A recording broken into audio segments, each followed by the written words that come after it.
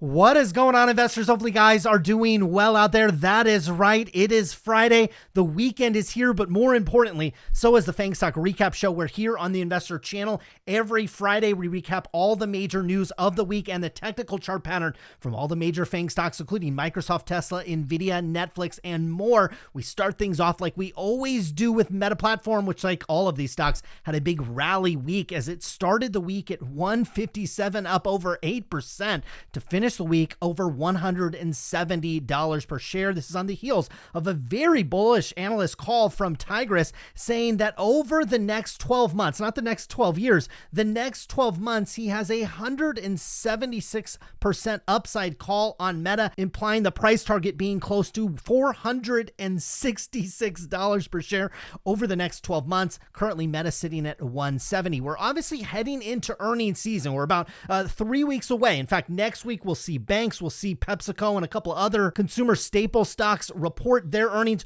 We'll get a small window into the eye of the consumer. Certainly could impact earnings the following week when you have Netflix, and then obviously about 3 weeks away, we have all these major tech companies reporting their earnings. So analysts are starting to kind of pile in. Guggenheim cut their price target on Meta, not nearly as bullish as Tigris was. They cut their price target from $250 down to $205. Again, Meta currently sitting about $170 per share. Now, this is on the heels. We got a lot of litigation and regulation talk as normal here on the FAANG Stock Recap Show, including our big story out of Google today. But EU regulators move closer to block Facebook and Instagram data flows. This is from the EU to the US. This would cause all kinds of issues, I think, particularly with Facebook. If you're an advertiser here in the United States and you're advertising to somebody in the UK or somebody in Europe, obviously data has to flow. The EU is worried about different types of privacy and how that data flows across countries and how that data is used.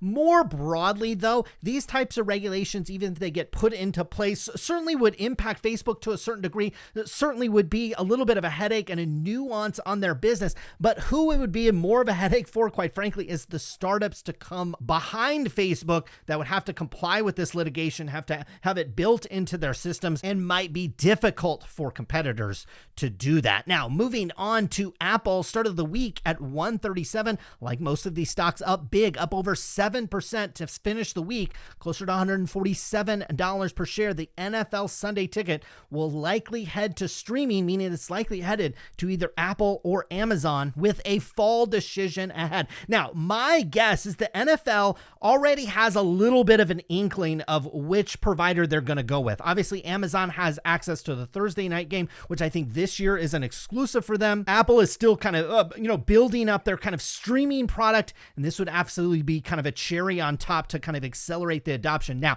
the NFL is going to wait till the fall because I don't think they want any confusion from consumers. If they announce it now, they would, most consumers would think, oh, that means this upcoming NFL season I can watch on Amazon or I can watch on Apple. That's why I think they're going to give some time, head into the season, capture everybody's money for that DirecTV subscription that is required to see these out-of-market game, and then they'll announce it sometime in the fall. We'll find out here very shortly. We'll see if that news is leaked, but my guess, again, from the beginning, is that it's going to go to either Apple or Amazon. Now, Apple rolled out some software changes this week, including a, quote, lockdown mode, which would reportedly kind of lock down your phone just in case you were getting hacked by some sophisticated cybersecurity threat, or maybe your wife or girlfriend were trying to get their hands on your phone. There's probably many use cases for this lockdown mode. Interesting development over at Apple. Now, Apple is to explore structural changes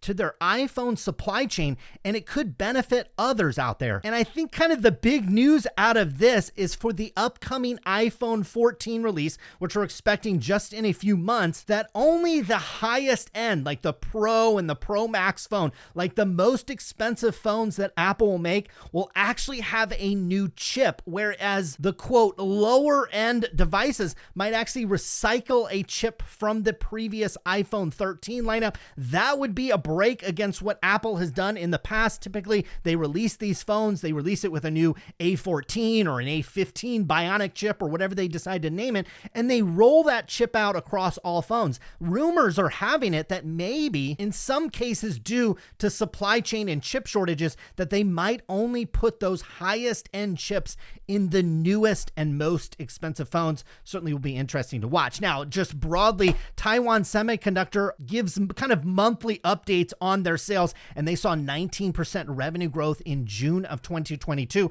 Again, somewhat bullish the fact that these companies like Apple, NVIDIA, other customers of TSMC are continuing to place orders and business still thriving over at TSM. Moving on to Amazon, started the week at 107 and was not immune to the gains. Like most of these stocks, up over 7% to finish the week closer to $115 per share. This is on the heels of an extremely interesting deal. I don't know how much this is going to impact Amazon's financials, if we'll even pay attention to this in a couple quarters when these deals start to flow through the financials. But Amazon got a stake in Just Eat's Grubhub, which is a food delivery service, and they gave it to Prime members access for 1 year. This is, I think, a $9.99 benefit that you would normally pay $9.99 a month on Grubhub. Well, if you have Amazon Prime, now you get that $9.99 benefit essentially included in your Prime subscription. What does Amazon get out of that? They actually get warrants representing 2 to 3% of Grubhub shares, with an additional 13% shares conditional on Amazon bringing a ton of customers over to Grubhub based on this integration. I think this is an interesting deal. Again, not that this is going to show up on Amazon's financials. They're all of a sudden going to take over kind of the food delivering world. They're going to get a majority stake in Grubhub, and this is going to be worth billions of dollars.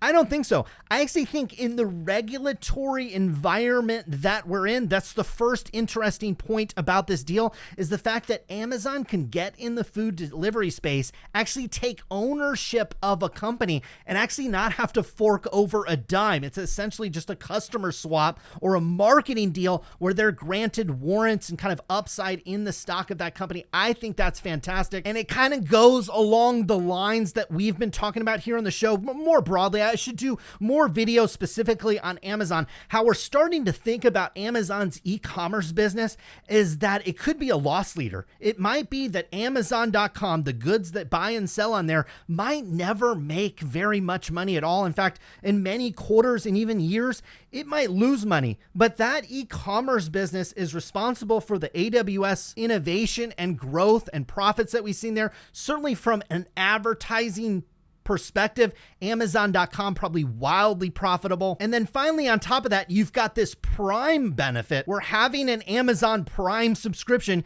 gives you access to Grubhub, gives you access to a Thursday night football game that you're probably going to watch, among other different types of perks. And it's that Amazon Prime subscription, similar to like a Costco membership, is where Amazon will capture a lot of the gross margin that they lose selling goods at a very thin margin on Amazon.com. Now, Amazon will be probed. Again, more probing and government regulation. We'll be talking about this probably till the end of the time as we continue to discuss these companies, as the UK is looking to potential anti-competitive practices. This is on the e-commerce side. This is related to the fact that Amazon long believed, okay, me as an Amazon seller as well, I'm very privy and very aware of a lot of sellers' complaints about this. Also a victim of it, a quote unquote victim of it myself, that Amazon has preferential choice for their own sellers, their own first-party products, their own third-party products, to have control of the buy box, to have control of kind of the search results engines and what products get suggested to consumers. Obviously seems anti-competitive on the surface, and probably as you dig into it more and more, likely more and more anti-competitive, and we'll see lots of legislation and governments trying to crack down on this in the future. Moving on to Netflix. Netflix started the week closer to 173, like most of these stocks, up well over 7%.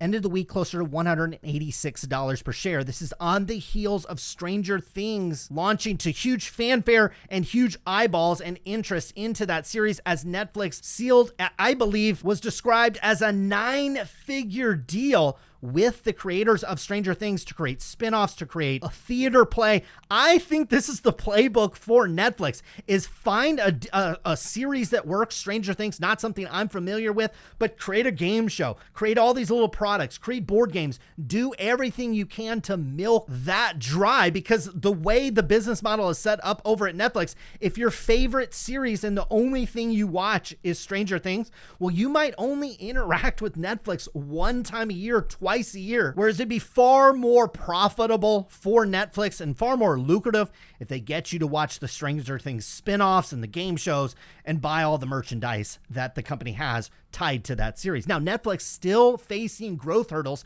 despite the Stranger hit. This is according to Piper Sandler. This kind of goes off of what we just talked about, the fact that they have these mega hits like a Squid Game or a Stranger Things, and then all of a sudden everybody binge watches it practically in the course of like 5 to 7 days, and then all of a sudden the interest is gone and that monthly subscription could easily be canceled over at Netflix. We'll see how they solve that issue into the future. Moving on to NVIDIA, up big time. Started the week at 141. Is that right? Up over 12% to 158. If you think I didn't take profits on some of these stocks this week, you're nuts, because when we have this big of a move in this type of down market, you got to lock in some profits, in my opinion. Now, AMD, NVIDIA, and most of the semiconductor stocks rallied after Samsung reported some of their best profits in years, also gave an update on their guidance, which is a little more bullish than most people were anticipating. This gave a boost to semiconductor stocks later in the week. Moving on to Google, which we identified last week, setting up strong from a technical perspective,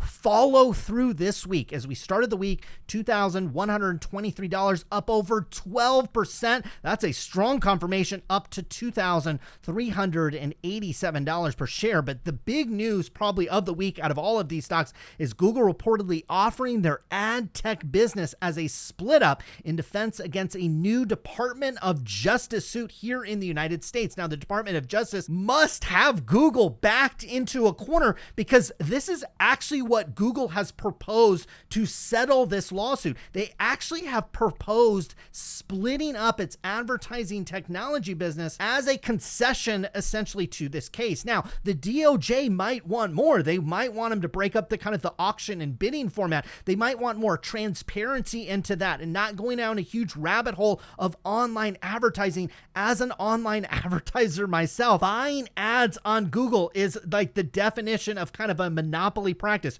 You buy them on Google, you bid on Google, you probably bid against Google. You have no transparency in the other people, what they're bidding on the same types of ads that you are bidding on. You are just kind of blindly testing this out and occasionally spending lots of money to figure some things out. Google may be in a position where they have to start splitting up their business. Now, do they spin it off and us as a shareholder get some dividends or get maybe a piece of that other company? Or is it just split up among its parent companies and you're still kind of wholly owning this when you own Google, otherwise known as Alphabet? Those are the details we need to figure out as a shareholder. But I tell you what, in this market right now, obviously we're in a big downtrend. Most stocks are headed down. Not necessarily the best time to split off a business, but we'd expect these things will probably take 6, 12, 24 months. By the time Google might have to spin off its business, well, all of a sudden the hot IPO market, hot speculation, risk-taking ends up being on,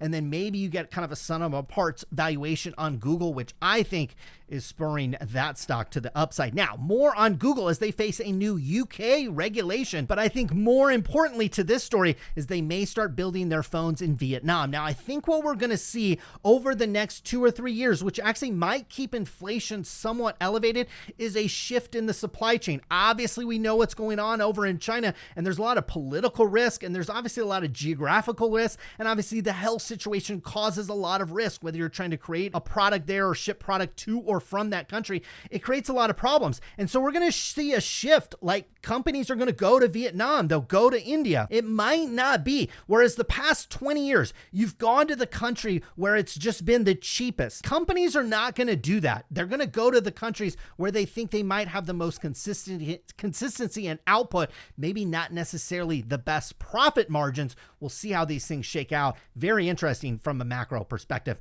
Moving on to Microsoft, start of the week at 254. This one up 5%. End of the week at 267, smacking right on an area of resistance. We'll see that from a technical perspective when we get to Microsoft. Now, Microsoft did dip as Piper Sandler cut its estimates on FX, which is essentially foreign exchange, and Microsoft, all these companies in particular, but Microsoft in particular, global company accepting and receiving payments in all types of forms. You've had the US dollar just continuing to strengthen against almost a basket of all currencies. That's going to impact their profits. And Piper has pulled off about $3.3 billion off their kind of full year revenues, and they've pulled off earnings by about 21 cents.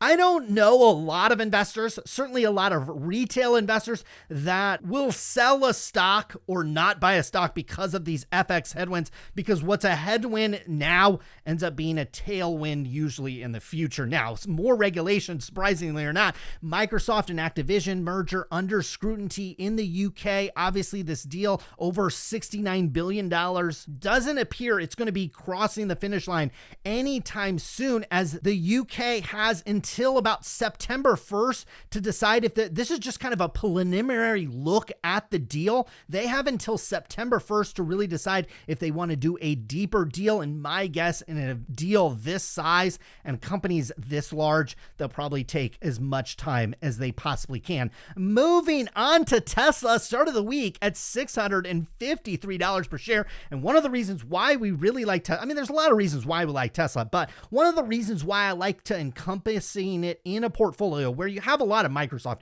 you have a lot of Apple, you have a lot of Amazon as well, you have probably NVIDIA, you easily have Google as well. Some of you might still hold on to your Meta shares. Okay, those companies have performed absolutely spectacularly over the last 5 to 10 years, but Tesla even more so, up 15% this week. End of the week closer to $752 per share. If you want some beta in your portfolio, Tesla, in my opinion, is a great place to look for it because they have cash, they have market dominance in the kind of the niche auto industry that they play in. They have a huge total addressable market. They have huge gross margins. They have Apple-like gross margins on a product that costs 40, 50, 70, 100 times the price of an already what most people see as an expensive phone. Tesla snaps a 2-year streak on deliveries as they dip in quarter amid a lockdown. So as I just tooted the Tesla horn, they came in underneath the delivery mark that they had in the previous month. But again, most of this had to do the fact that they had to start and stop some of their production facilities, which we'll get into. There's more stories related that in a moment, but they still produced over 258,000 vehicles. You want to annualize that number out and you're well north of 1 million cars over at Tesla. Now, even more impressive because you start annualizing this number out, Tesla sells a record high 78,000, nearly 79,000 China-made cars just in the month of June. And obviously we know what's going on over in China. June was a lot better than the previous month, but start to annualize out, or a 10-month, 10, 12 times 70, 75, 80,000 cars. And we're talking about more production out of the Tesla Shanghai facility in a year than Tesla's done globally in a year. So huge potential out of Shanghai. If this starts to be the run rate in terms of what Tesla starts pumping out of Shanghai, obviously supply chain related, health situation related, all that, all things being equal, if they can start pumping out 75,000 cars a month over in Shanghai, well, the estimates on Tesla stock probably still a little low, and that's probably one of the reasons why the stock went up over 15% this week. Now, Tesla speeds up its Shanghai facility. We saw that. 78,000 cars. Are you kidding me? That's unbelievable. But they slow down Berlin as they had to retool that factory to get it more up to speed. Really interesting. Now, as a side note, I watched this whole presentation by NVIDIA. So if you're a company like Tesla and you're setting up these big manufacturing plants, one of the promises of the metaverse is you're actually going to simulate these factories in the metaverse before you actually build them.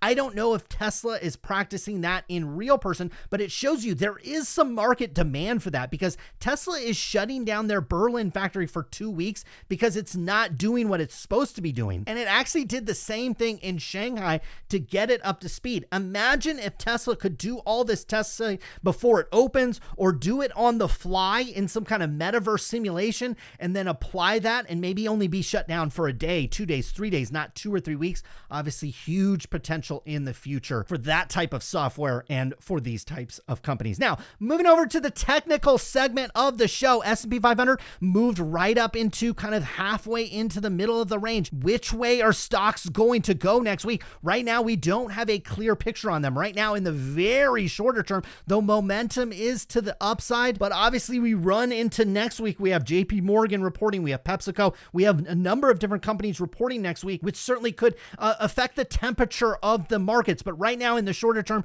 these markets are heading up. I can't give you a clear direction on whether or not these comes to the top of the range, which for the S&P 500 would take you up and over 3,950 on this index. A pull back to the bottom of the trend, in my opinion, could create some nice buying opportunities. Moving over to Meta, we bought this one last week down here south of about 158 or so. I took profits as we pulled back up into a range of the previous lows, which were right here at about 170. It looks like to me Meta over the last couple of weeks has just hit its head at 170. Now, it could easily break through this as we're still several weeks away. July 27th should be Facebook's earnings. We're still several weeks away. Again, I said this maybe 2 shows ago, where it wouldn't surprise me if these stocks set up at the top of the range, which for Meta would be up here at about 180. And when I get to Netflix, I'll show you that a company that's a little bit closer to earnings out of this group is actually doing just that. It's setting up at the top of the range. If Meta's momentum heads into next week, could easily get this stock up over 175, 180. No problem, in my opinion. Now, Apple looking very strong again in the shorter term. Looks exactly like the S&P 500. Even if you get kind of a smaller pullback in Apple next week or for the first couple of days, you get a small pullback. You really wouldn't want to see this one get south of about 140-ish or so. It would still just kind of have this like upper chop kind of motion going on. Again, wouldn't surprise me if most or all of these stocks want to set up towards the top. Now, again, we've got bank earnings, we've got some consumer staples earnings. There's a fair amount of economic data and earnings from other companies that come in and kind of precede these companies, but kind of ignoring all that wouldn't surprise me from a technical perspective. Apple wants to set up here to the top of the range, which would take the stock another $7, $10 higher before you had kind of a decision day on earnings. Now, moving on to Amazon, looks pretty good for the most part. Still, I mean, it's still all of these stocks are still in a downtrend. I want to repeat, we are respecting kind of the longer term trend, or maybe more intermediate term, longer term trend. These stocks are all just, it's just still soaring, okay? For the most part, maybe outside of Netflix, but shorter term, intermediate term, these stocks are still kind of locked in this trend. So we're going to respect this intermediate term until it starts to do something a little bit different. Right now, Amazon kind of set up towards the top of this trend. Wouldn't surprise me if Amazon could push up into the 120s, 125s. It's hit its head on that before. That'll be kind of decision day for Amazon. Their earnings not expected for another 20 days till July 28th. Now, Netflix, one of the reasons why I'm talking about these companies heading into earnings, potentially setting up at the top of the range, is Netflix reports their earnings on July 19th, which is the first of this group, and in just 11 days from now. So we'll zoom in on Netflix and we'll see this is actually setting up at kind of the top of this downward trend line that we're in. Shorter term, you've absolutely started to make higher sets of lows. Higher highs are not as clear, but right now Netflix is kind of trading kind of at the top of the range. It's setting up there. If it can kind of hold that into next week, be interesting to see what the rest of these FAANG stocks do as they approach their earnings date. Now, moving on to NVIDIA. I took profits on NVIDIA. We bought it down here, just like Meta this week as well. Just took profits on this one actually today, in fact, because as I zoom in here on the more recent price action, man, there is a firm area. It's kind of the top top of this green box right here, but right where the stock is, like 155 to 160, just sellers emerge here. Now, it could easily kind of burst out through and up and above that. No problem with NVIDIA. That wouldn't necessarily surprise me one bit, but we still have to respect the trend that these stocks have been making. The more immediate trend is down and down sharply with NVIDIA. We'd expect some sellers to materialize next week. You get a pullback in NVIDIA back down towards the bottom of this range. That could present a buying opportunity. Now, moving on to Google, this one from a technical perspective is looking the nicest, at least from a very shorter term perspective. You're making a nice grouping of higher lows here. Now, the higher highs haven't really materialized. They're just kind of stuck right here. There's definitely an area of resistance right where Google is at about 23.87 per share. Now, a bullish move for Google in the shorter, like a really like eye-opener bullish move would really, in my opinion, pop you all the way up closer to 2,500, like early next week or even all of next week. If we're sitting here a week from today and this is at 2,500, we're going to be like, whoa, this one's setting up really high. Now, I think more likely is we get rejected in this range and we pull back to this trend line. And if this holds and then we follow up, I would think maybe after earnings, you follow up with another green candle.